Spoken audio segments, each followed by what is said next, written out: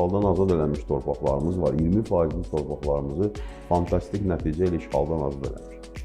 Şərqi Zəngəzur və Qarabağın çox gözəl kənd təsərrüfatı və turizm potensialı var. Və siz turizmdən sual verdiniz də, turizm hekayə satıcılığından başlayır.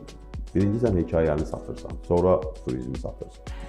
Hekayən biz nə satırıq? Bax, dünyaya hansı hekayəni satırıq? Gürcü deyir ki, məsələn, Gürcüstanda turizm şirkətləri reklamlar paylaşırlar. Belə bir mif var da, yəqin eşitmişsiniz, Kalkida.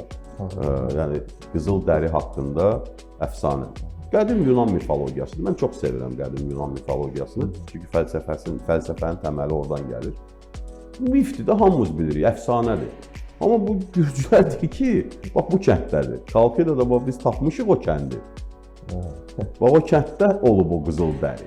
Orada bir gözəl muzey düzəldiblər, mağaranı tapıblar, qəşəng təmir ediblər, qoyublar da 300 min, 400 min hər il ora turist gəlir. O əfsanəyə baxmağa. Fakt, budur da hekayəni belə satırsan. Ya da deyirlər ki, məsələn 10 min il bundan qabaq, səhv eləmirəmsə, Saqareco bölgəsidir, ya Harfi bölgədir. 10 min il bundan qabaq ilk şərabı burada düzəldiblər. Daşdan ovulmuş belə bir oyuqdur, böyük. Deyirlər, burada düzəldiblər. Bunun hekayəsini qurublar, nə bilim, gözəl gidlər, təqdimatlar. Cəmaət gedir, baxır və inanır buna. Ama kim sübut eləyə bilər ki, ilk şərab orada istehsal? Heç kim.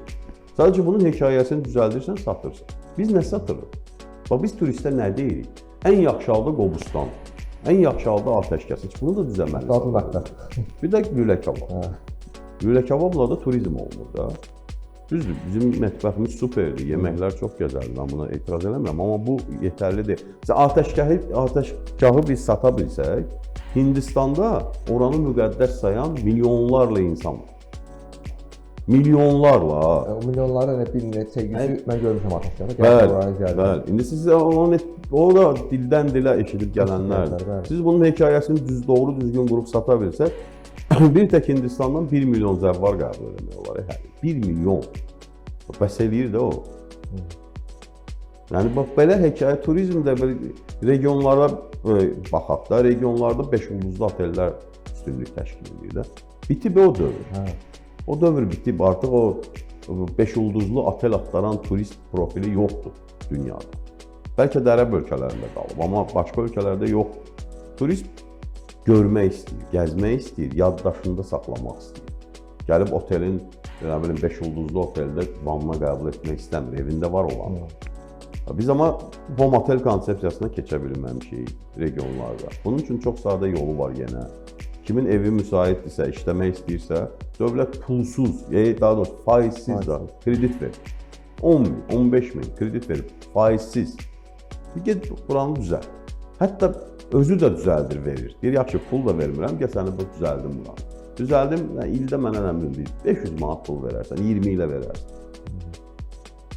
Gürcülər elə elədilər. Məsələn, bir tək Tiflisdə 775 hostel və home hotel konsepsiyalı otel var.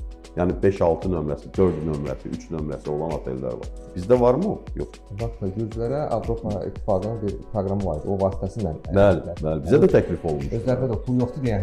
Bizə də təklif olmuşdu o. Bizdə də gəldilər, maraqlandılar. Bizimkilər dedilər ki, biz özümüz eləyək. Eyvallah, eləyin. Problem deyil. Tək olsun. Şəkidə eləmək olar bunu, Qaxda eləmək olar bunu, Qəbələdə eləmək olar bunu, Qubada, Qusarda eləmək olar, Lənkəranda, Astarada eləmək olar. İndi təzə işğaldan azad olunmuş bölgələrimizdə eləmək olar. Biz tarixi abidələrimizi belə sata bilirik. Gədəbəydəki o tarixi körpü var da. Kim bilir o körpü haqqında məlumat? Heç kim. Heç kim bilmir. Dünyada çox abidələr var. Albanlar bəli, kim bilir bunu? Bir də yaxşı yadıma saldınız. Bir də o komplekslərdən azad olmaq lazımdır da. O xristianlıq abidələrini normal təqdim edir. Dünyanın hər yerində var da. Xristian da yaşayıb Azərbaycanın mülki torpağında, müsəlman da yaşayıb, Yahudi də yaşayıb, atəşpərəst də yaşayıb. Burada kompleksə girməyə lazımdır ki, bu hansıdır, qədimdir, kimindir. Azərbaycanındır. Bitdi. Bu anlamda mənim qardaş Türkiyənin yanaşmasını çox bəyənirəm. Məsələn, onlara Yunanlar deyəndə ki, filan şey bizimdir, deyir, düzdür, sizindir, bu bacarmadınız, indi bizimdir. Gəlin muzey kimi. Ziyarət edin. Ziyarət edin, nə problem var? Düzdür də, tarixdir də bu. Yəni bizim ərazimizdir. Azərbaycanın dövlətinindir artıq. Bu bizim xalqımızın ərazisidir. Bizim ərazimizdə xristian da yaşayıb, yəhudi də yaşayıb, atəşpərəst də yaşayıb, erməni də yaşayıb, gürcü də yaşayıb. Nə fərqi var ki bunun? Bunu niyə kompleksə girməliyik ki? Əksinə böyüklüyümüzü göstərməliyik burada. Bəli, bizim ərazimizdə yaşayın. İndi də bu bizim gözəl dövlətimiz var. Gəlin ziyarət edin. Yəni bu anlamda turizmlə bağlı məsələdə hekayə quruculuğu çox zəif. Çox zəif. Biz hekayəmizi biz Xəzəri sata bildik. Məsələn, Xəzərdə öz əhalimiz belə gəlib çimməkdə 10 dənə sual beynində olur. Təmizdir, təmiz deyil, mikrob var, yoxdur. Hələ öz əhalimizdir. Siz xaricə bunu necə satacaqsınız? Halbuki çox gözəl imkanlar, məsələn, Astarada, Lənkəranda, Xəzərin sahilində qumluqlar var, gözəl yerlər var. Siz orada Antalya yaratmaq olar da. Antalya belə baxanda təzə Antalya olub da bir Özal dövründən sonra, Turgut Özal dövrü. Ondan qabaq kənd idi də, balıqçı kəndi idi. İndi 4 milyonluq şəhər, 11 milyonda turist qəbul edir hər il. 11 milyon. Nədən başlanır? 50 il bundan qabaq başlanır. Sıfırdan. Biz niyə başlamayaq? Yəni ona görə də bax burada yenə gəlir dirənir o təşəbbüskarlıq, idarəetmə fəlsəfəsinə təşəbbüs edir. Biznesin önü tamamilə açılmalıdır. Yəni biznes çox rahat olmalı. Bütün dövlət orqanları biznesmenin nazı ilə oynamalı. İş adamının nazı ilə oynamalı. Əksinə yox. Bizdə iş adamı gedir dövlət orqanlarının nazı ilə oynayır ki, sən Allah buna icazə ver, imkan ver bunu eləyək. Belə olmaz. Və indi uzun illər Naxçıvan ərazisində qapalı olubdur Azərbaycan gediş-gəliş üçün. Artıq Zəngəzur dəhlizinin açılması da orada həm turizm inkişafına, həm də ki, o dediyiniz kimi tarixi abidələrin təqdimata daha çox işarə edə bilər.